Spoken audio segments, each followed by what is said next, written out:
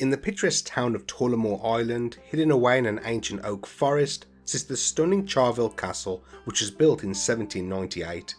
It took 14 years for the structure to be built and is considered one of the best examples of Gothic design in Ireland. While its appearance makes it incredibly memorable, it's the tragic history and chilling paranormal sightings that have stuck in the minds of those unfortunate enough to run into its resident ghosts. I'm Bleaki, and today I will tell you about the ghost of Charleville Castle, which includes a cursed tree that has been left untouched for centuries out of fear that it would cause death, and the tragic tale of a little girl who became one of the most famous ghosts in Ireland after a tragic unforeseen accident. I was walking before it was day. Who should I spy but my own darling daughter, wrapped up in white flannel and cold as the clay.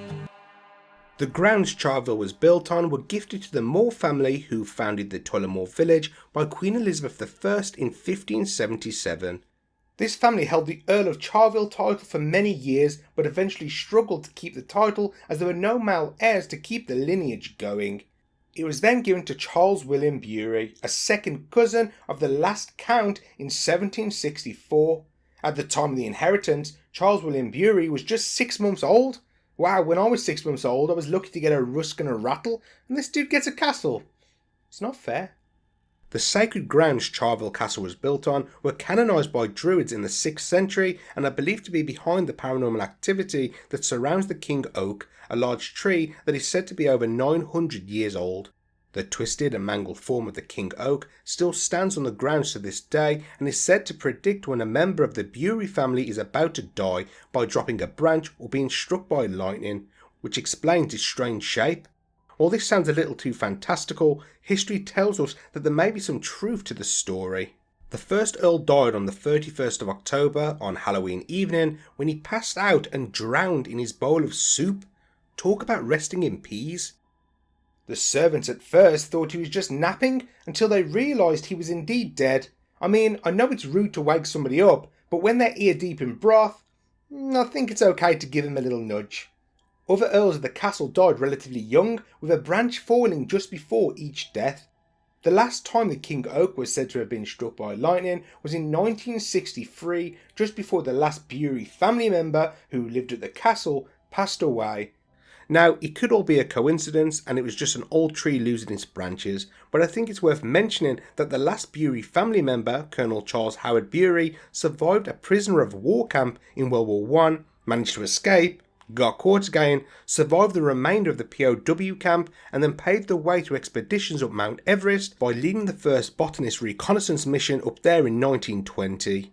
He was incredibly lucky and resilient through life, but after a tree branch fell, he died. Weird. Researching this story reminds me of a very similar tale that has been told for centuries in Staffordshire. The legend says that the 15th Earl of Shrewsbury was cursed by an old beggar woman he refused to give money to on a return trip back to his estate.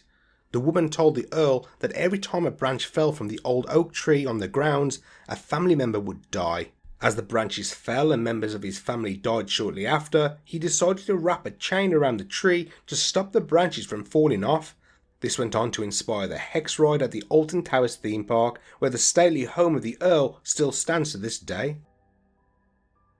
I wonder if any of the Earls of Charleville could have prevented their untimely deaths by stopping the branches from falling? Who knows? Due to the sinister curse believed to reside within the oak tree, nobody has messed with it for centuries, which is why it's been standing on the grounds for almost 1,000 years. I might start telling people that my fries are cursed, then they might stop nicking them every time I go to the bathroom. The most famous ghost haunting Charleville Castle is Lady Harriet Bury, the second daughter of the 3rd Earl of Charleville. Harriet had been described as a sweet and happy child who was always running around the grand building and grounds. On the 3rd of April 1861, 8-year-old Harriet was playing in the library with her younger siblings John and Emily. When it drew close to lunchtime, the governess looking after the children told Harriet to go upstairs to the nursery to wash her hands. Usually the governess would accompany all the children to wash their hands, but on this day she left the child unsupervised. After washing her hands, the girl thought it would be fun to slide down the banister from the top floor. After managing to climb up and start sliding down, she lost her balance and slipped off, falling to her death.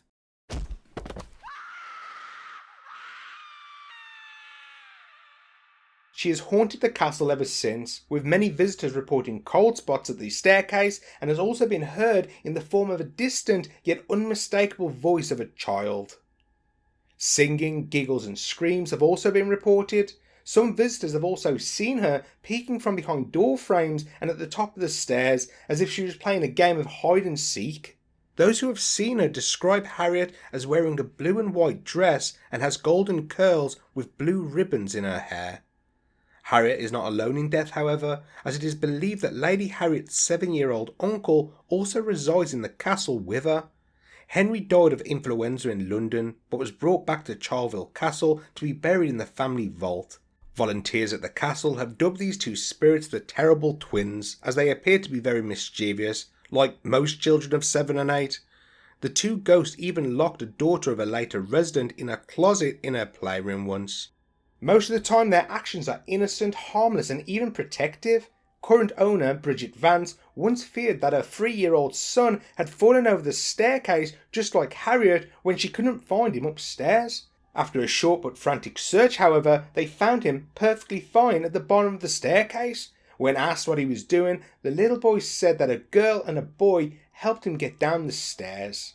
While the castle looks beautiful, it does disguise a long history of tragedy, especially for the Bleaki family. Before Harriet's fatal fall, she and her siblings were orphaned after their mother, Arabella, died in 1857 of hypothermia within the castle during an incredibly cold winter at the age of 30. Their father, the Earl, followed soon after in 1859. All 5 siblings were taken in by their uncle, Alfred Bleaki. An account at the time says that a large group of mourners gathered outside the mansion house of Charleville during the Earl's funeral and were left broken-hearted at the sight of the 5 children lined up in an upstairs window, sobbing. Just 2 years later, Harriet would fall to her death. One of Harriet's brothers died in 1872 of natural causes, while another, who became the 4th Earl, was afflicted by a disease that was possibly cholera while staying in New York and died at just 22 years of age in 1874. The uncle of the children became the 5th and last Earl, but died a year later in 1875 with no children to take over the title. With a death almost once a year between 1872 and 1875, the Bleaki family had their fair share of tragedy in a very short period of time, which makes the haunting of Charleville more plausible. In 1912, Charleville Castle closed down after family members died out and the castle began to fall into disrepair due to financial problems that affected most of Ireland back then. The castle wouldn't be lived in again until the 1970s, when a young Englishman saw the castle in a funeral advertisement made for an English bank in the 1960s. Who looks at an advertisement and says, "I'm going to live there"? If everyone did that, then I'd be sleeping on boxes in the Pizza Hut storeroom right now. In 1994, the castle was rescued from ruin when a charity called the Charleville Castle Heritage Trust was formed and restored the building with the help of volunteers and specialist tradesmen paid by the funds raised by the organisations. That's awesome. The Terrible Twins aren't the only spirits haunting the castle, however. The library where Harriet was playing before her death is a hotbed of paranormal activity. Many years ago, the library was very much a male domain and had a secret tunnel leading out to the chapel and an underground room. The children's ghosts have also been experienced in this room, but something far more sinister too. Several guests and investigators have seen a dark shadow figure stalking the room, and more disturbingly, doors have been opened and slammed with no plausible reason for them to do so.